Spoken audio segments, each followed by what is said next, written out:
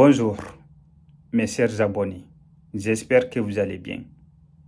Aujourd'hui, je vais vous proposer une partie indispensable dans le domaine de la gestion, qui n'est d'autre que le droit des affaires, plus précisément le fonds de commerce. J'ai proposé de vous parler cela car c'est une partie qui est très mal comprise par plein de gens. Et pour vous éclairer là-dessus, à partir d'aujourd'hui, vous devez noter qu'un fonds de commerce est l'ensemble des éléments corporels et incorporels nécessaires à l'exploitation d'une activité commerciale. Et qui veut parler aussi du fonds de commerce veut parler de ses composantes. C'est très important à comprendre. Nous avons plusieurs composantes, si vous voulez, du fonds de commerce. À commencer par la clientèle. Ça arrive qu'on vous vend parfois un fonds de commerce, mais celui qui vous vend, si il sait que vous ne vous connaissez pas trop dans la gestion, il va essayer de soutirer quelques éléments dans le fonds de commerce. Et forcément, ça va impacter votre chiffre d'affaires. Et pour éviter cela, écoutez très bien ce que je vous dis aujourd'hui. Et partagez au maximum tout en likant aussi. Voilà. Donc, je disais quoi?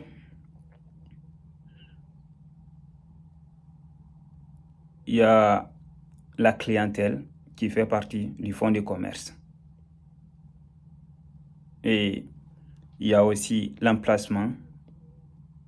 Quand je vais parler de l'emplacement ici, je vais faire allusion à l'accessibilité.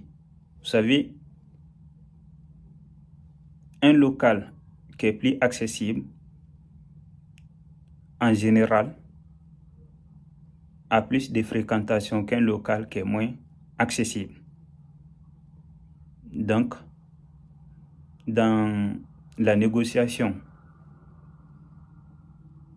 de la vente du fonds de commerce, c'est une partie très importante pour déterminer le prix des ventes. Et nous avons aussi l'enseigne. Ça, c'est que qui vous vend son fonds de commerce vous vend aussi son enseigne.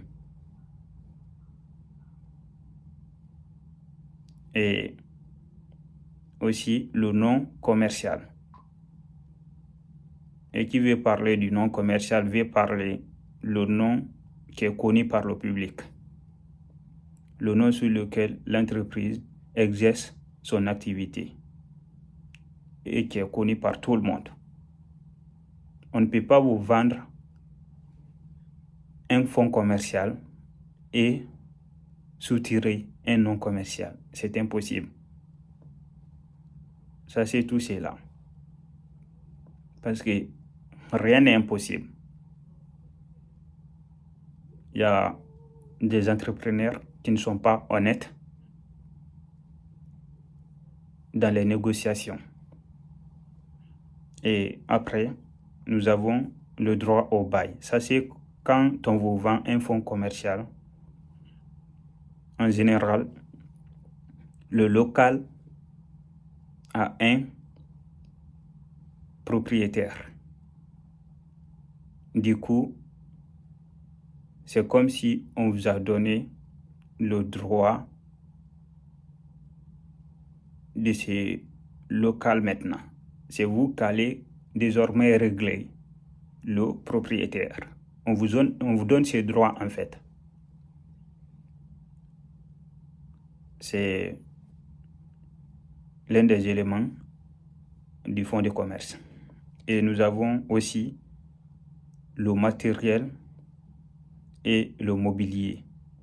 Quand je vais parler du matériel et le mobilier ici, je vais faire allusion un peu à tout ce qui est meubles et immeubles, en quelque sorte des immobilisations. Et pour ne pas aller trop loin, on parle de l'immobilisation. Ça, c'est une autre notion. Voilà, parce que un bien peut être considéré comme une immobilisation lorsqu'il y a des critères pour ça en fait. Il y a des critères. Voilà. Il faut que ces biens soient durables dans l'entreprise. Mais je ne vais pas trop entrer dans ces détails. Ça, c'est une autre notion. Ne vous inquiétez pas. On va y arriver. La seule chose que je vous demande, c'est de partager au maximum et de vous abonner. Et si jamais vous avez des soucis en rapport avec le domaine de la gestion, n'hésitez pas à me consulter. Je serai très très ravi de vous accompagner. C'est mon but. C'est mon but. Et je crois déjà ça fait beaucoup pour quelqu'un qui ne sait rien dans la gestion.